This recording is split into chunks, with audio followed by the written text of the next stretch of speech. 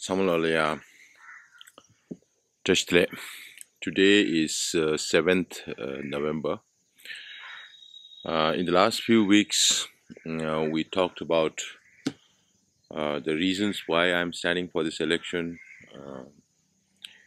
what are the principle, the way, means, and the objective of how I would achieve or function my responsibilities if you entrust me the job of Sikong. And then on 17th October, we covered how do we resolve the issue of Tibet. And then on 24th of October, we discussed about the roles and responsibilities of the Kashak.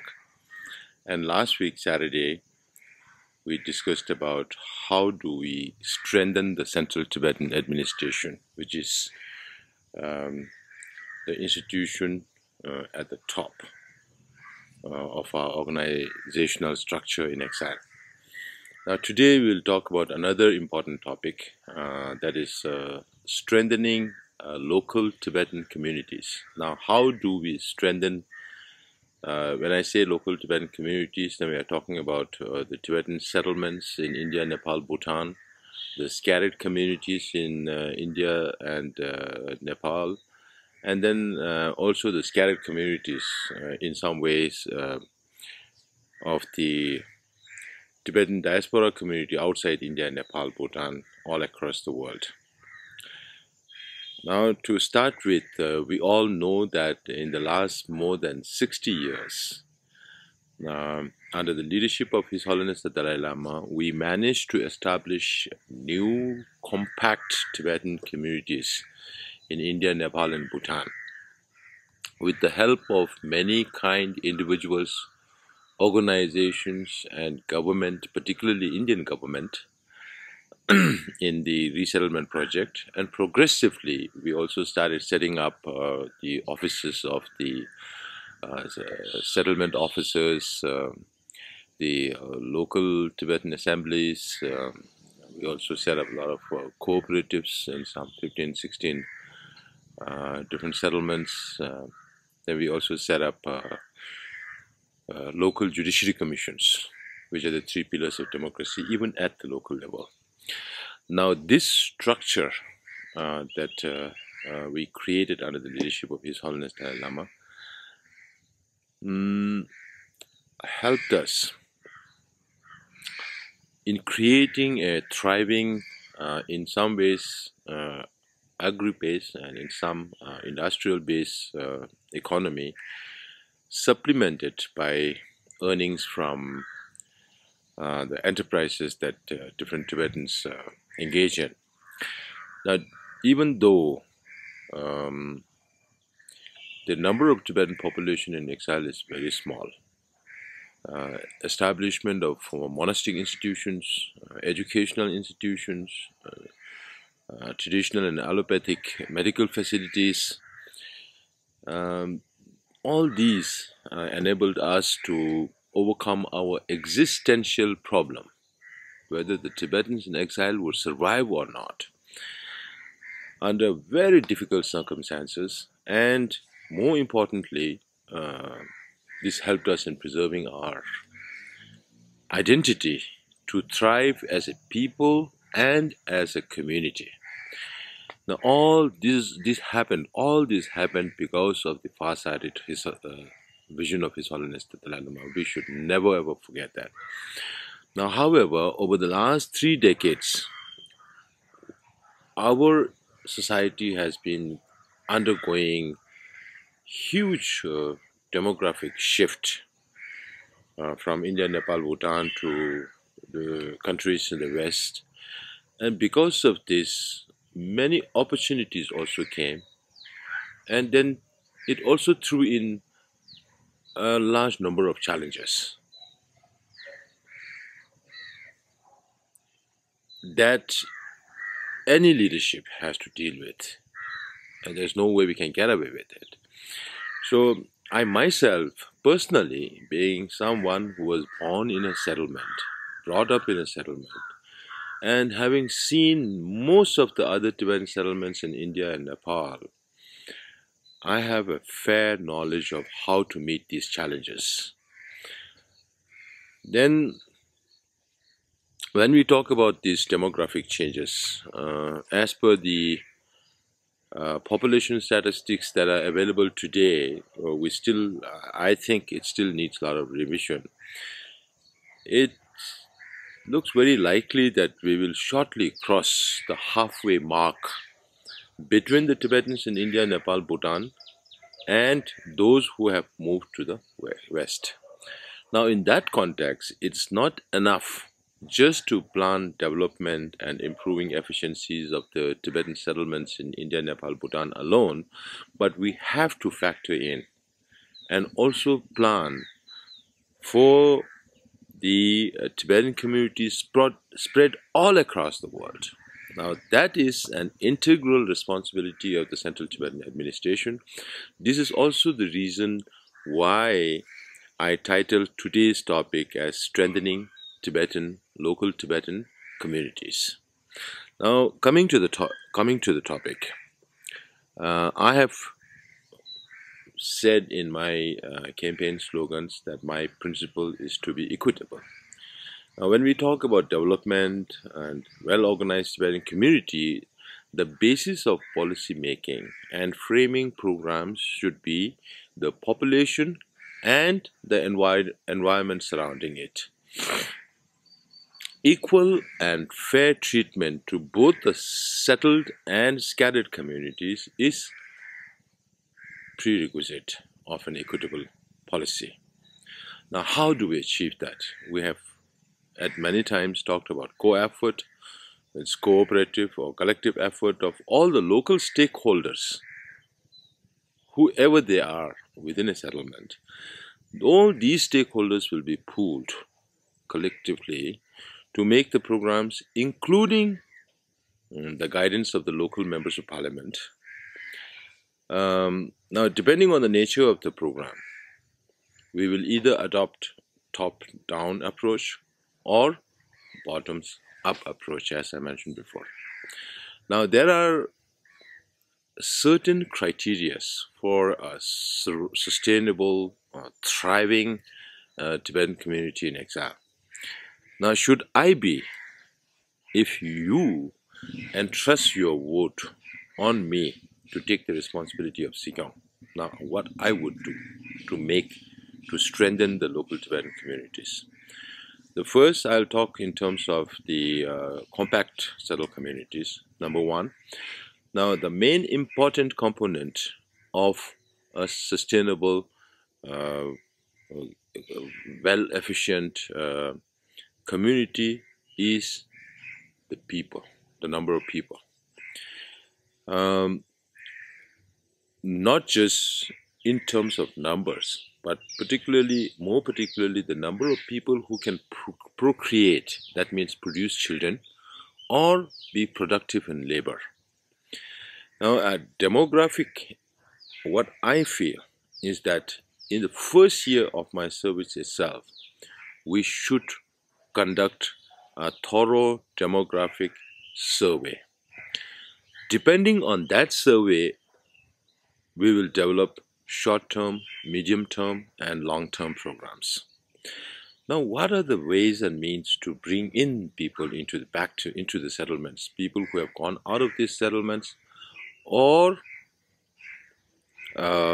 people who want to move into bigger settlements. That is going to be our ultimate aim.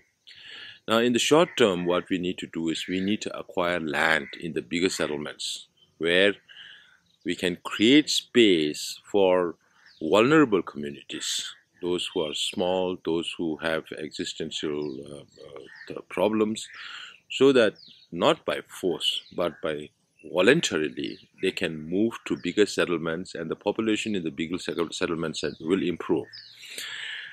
In the long term, all these people will settle into bigger Tibetan communities, and then it will become easier for the Central Tibetan Administration also to administer these settlements in larger, compact communities, rather than having too many scattered communities.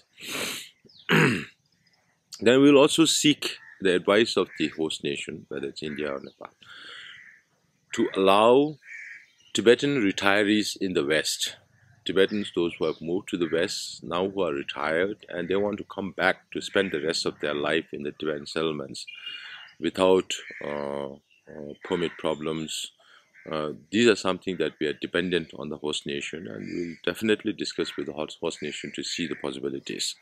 So these are the ways that we can bring people into a community back again. Now the second criteria is for a progressive community, there's a need to strengthen existing institutions, whether we have health institutions or whether it's medical or social welfare or religious or educational or business opportunities. So we have to expand the present capacity of these services, and then also create new business opportunities that will create job for the young and make it feasible for them to come back and return to the settlement and contribute in the building of the community. Number 3 is, for any successful community, a well-equipped school that meet the need and aspiration of a child is very, very important.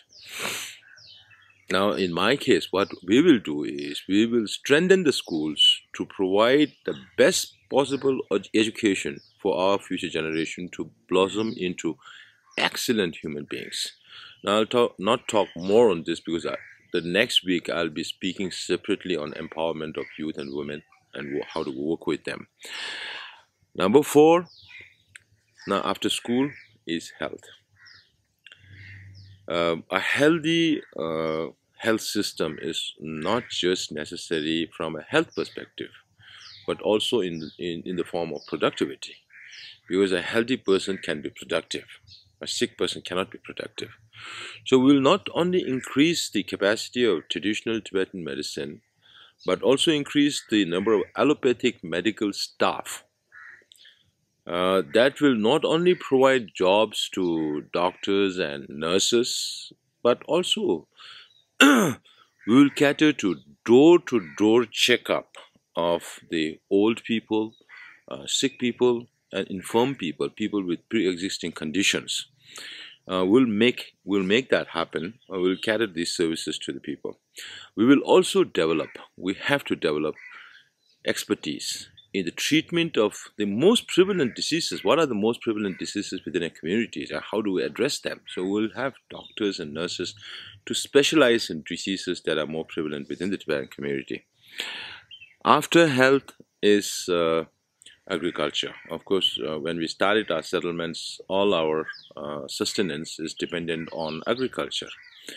Now, owing to the small size of land holdings and also depending on the vagaries of nature, the income from farming has become secondary to small businesses. Nonetheless, the farming community needs assistance, advisories, and particularly relief when they have crop failures or natural disasters, affected by natural disasters.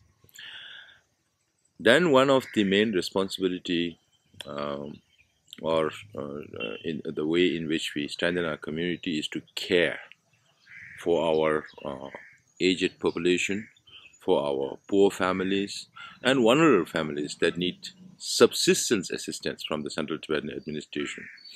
Now, a social welfare program for sick, poor, and needy will be one of the core responsibility of the Central Tibetan Administration, and we will also seek cooperation of the former settlement people who have moved out to other countries to contribute in this effort to look after the sick and infirm and the aged within the community. Number 7 is the youth. I'll not speak much about youth today because next week I'm going to speak about it. But youth are the foundations of our community. They are the future of the community. They are the future leaders of the community. And now within that, if you have unemployed youths who are eager to learn some skill that the community also needs, where after learning that skill, that person can also make a living out of it. We will give all necessary training for that motivated unemployed child. At the same time, we'll also provide easy loans with low interest for these people to start their own business, and thereby eventually also employ other people to work with him or her. So that will be one of our focus. Then within the community, when you have more and more younger children, then we have less problems with the capacity in the schools. But we'll have to give special nurturing to the school students and the university students. We need to engage these young children in the development of the community. So we will not only organize workshops and seminars to increase their awareness, but we'll also provide them opportunities to work with us during the summer holidays, to work on special projects that will create better understanding of the community for these people, which will also help us in our research work. So such projects will be undertaken during the holidays for the children to get involved with the administration. Then one of the larger community are the ex-servicemen within the Tibetan settlement. They play, in many Tibetan settlements, they play leadership roles at many layers of the community. And to respect their selfless contribution, we have to, of course, there is a lot in the last few lately. There has been good recognition from the Indian government and service for the ex-servicemen from the Indian government. But from the Central Tibetan administration side, what we can do is to provide a coordinator for the ex-servicemen in the security department of the CTA, so that we can help in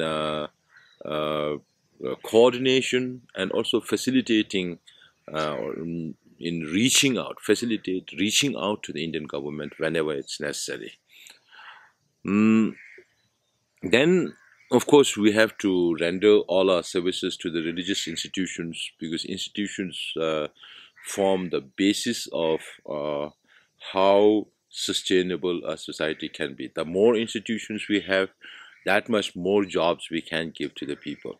So we will not only cater our services to the religious institutions, the monastic institutions, but also the artistic and cultural organizations like Lamot Sokpa and others that play a very important role in preserving our unique arts and culture.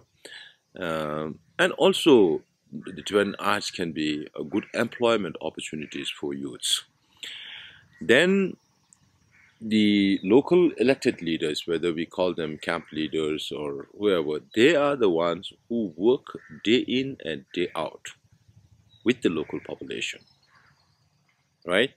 So to compensate their selfless service, right now they are paid a very minimal sum, with in some cases contribution from the cooperative society and contribution from the settlement people, which hardly comes to nothing in terms of how much they earn. So the CTA, to compensate their selfless service, we will provide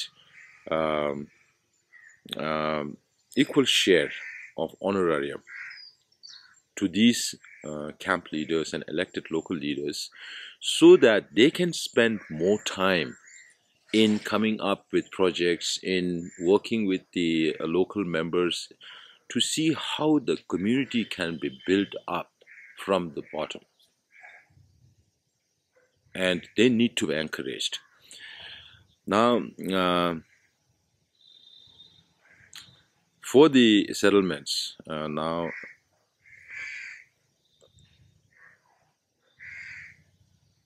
some people this question always comes wherever I go, whenever we discuss something. At the end of it, then everybody says, "Can you send one person from our family to the United States or Canada or Europe?"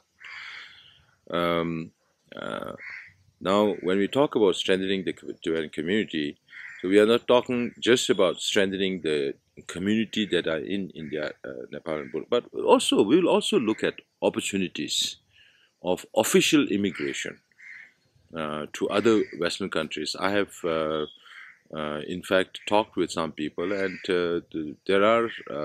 It seems like there are good opportunities if we can take that. So, but I cannot promise you anything, but we'll definitely look into the possibilities of immigration of Tibetans to other countries. Now, with regard to scattered communities like the Tibetan Associations in Europe, United States, and Australia, and other countries across the world, one thing is the organization itself, the Tibetan Associations. In Tibetan, we say Piri Sopa or Piri Chidin Sopa. The very fact that we have these Tibetan associations, that the Tibetans in these respective places started their own Tibetan associations, shows the volition of people's initiative in creating an organization that connects all of us and keep us together. So Tibetan associations play a very important role in keeping the largely scattered Tibetan community, even in terms of physical distance, it's more, but still it helps us to keep our community together. That is why, in tune with the growing number of Buddhist centers, growing number of Tibetan people in the West, wherever necessary, we will increase the capacity of the offices of Tibet. When I say we'll increase the capacity of offices of Tibet, right now we are looking at 4, 3, 5 staff in one office, which has to handle many different kind of work that they are entrusted with it. So eventually we'll need one more additional person in the bigger Tibetan communities wherever they are, a person to just maintain relation between the Tibetan communities and the central Tibetan administration. So the people have the relations with the Tibetan communities, the communities with the central Tibetan administration, and thereby network the whole community together. Then we can also look at, I tried in the United States, we can also look at a homogeneous structure for all the Tibetan communities that does not go against the law of the land and that conforms with the norms of the central Tibetan administration, and through that way it will pave the way for the Tibetan communities to be included under the provisions of the charter. Right now the Tibetan communities are not. So we will eventually include the Tibetan associations within the provisions of the Tibetan charter. Now, number 15 for the scattered Tibetan community, the third important thing is that the community centers. Now, I have traveled to many parts of the world where there are Tibetan communities, and I find that wherever there are community centers, it creates a sense of belonging, and also it creates a sense of ownership of the community.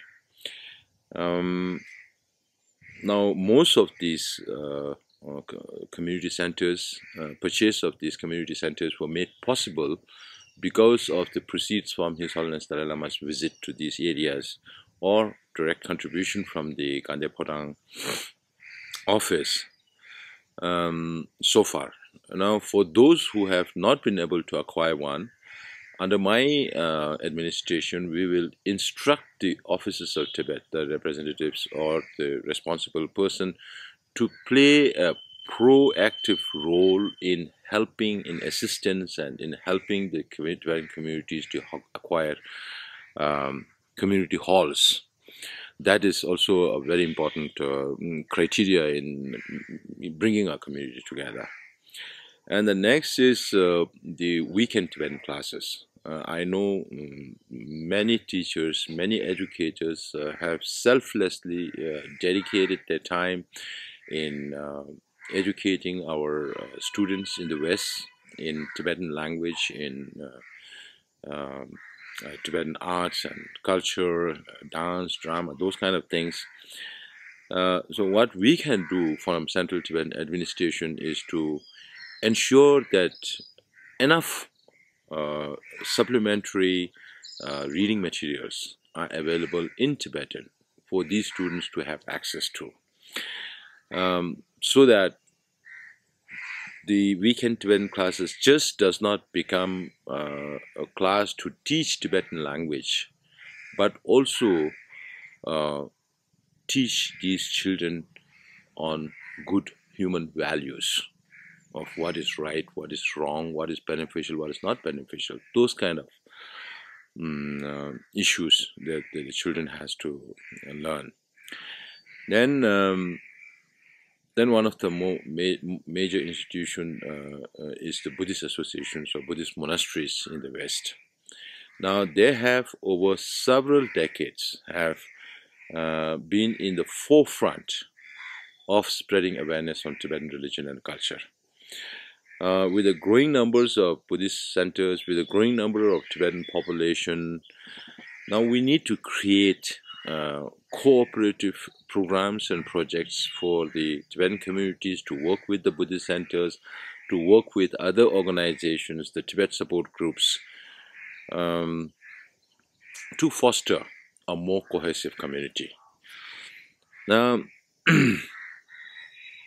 and for any community to survive in the long term, the involvement of the younger generation in leadership roles is a prerequisite. There is no way we can get around it.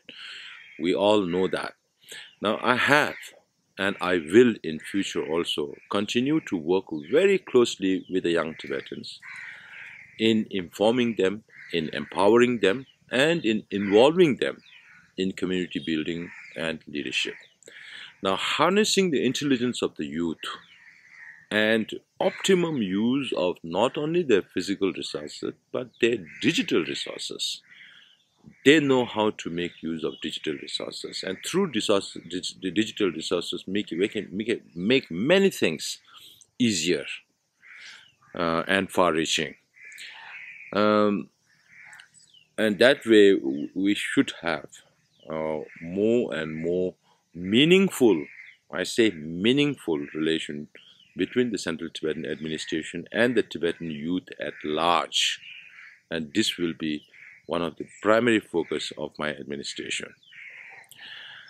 Then, now when we talk about Tibetans in the West, how do we eventually, going down the lane, how do we organize ourselves? Is it possible to have compact communities in the West? Now, I have friends who are working on those ideas, but with the backing of the Central Tibetan Administration, we can definitely make it possible. We can look at areas where there are a larger number of Tibetans, like New York, Minnesota, Bay Area in the United States. Then you have, Toronto, Calgary, and similar places in Europe and Australia where there are a larger number of Tibetans. And wherever there are a large number of Tibetans living in a city, of course they are scattered within the city, we can look for places just 1 hour outside the periphery of that city, so that we can create a separate community there where the elders and the children can live there. Working parents can go work in the cities and then come back to the community in the during the weekends and holidays, and then we can create a Tibetan ambience in that space, a compact community. More and more Tibetans can move there, particularly the elders and the younger. Then you build the bond between the young and the old, and the younger generation can also start learning Tibetan and live in a Tibetan environment. Now we can start kindergartens, school level maybe. That will provide us a very good insight as to whether in future we can start separate Tibetan schools for Tibetan children in the West. This is something we can definitely, and then last but not the least, we have to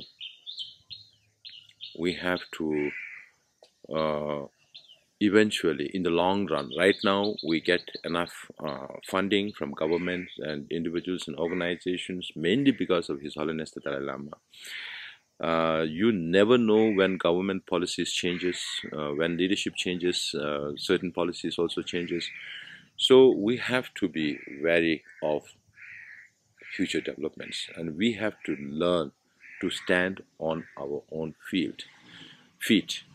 Therefore, we will definitely encourage relations between the settlement people and people who were earlier settled here but moved out. So, for example, we say ex-Balakubi International, or ex-Hunsu International, ex-Kollegal International, ex-Mondgot International, who can bring their resources together to build the community here, because they have the emotional connect.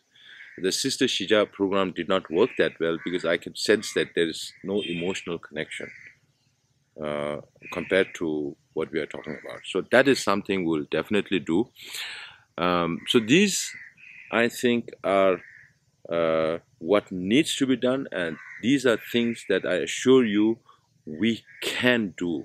As I mentioned earlier also, I'm not talking rhetoric. We're talking about things that we can do, and if I get through the preliminaries, then during the final rounds, we can go into a little more details, timeline as to what needs to be done first and second and third and all that. So thank you for listening. I hope it gives you also little ideas as to how we are structured and how it can be done. I always say the younger generation has to understand our situation, and then they can decide as to what they can do to the community. Thank you so much. And before closing this time, I say these are hard times. We still have a lot of COVID cases going on. The numbers are increasing tremendously. So please be careful and watchful of your health. And I really look forward to a very successful election process this time. Thank you.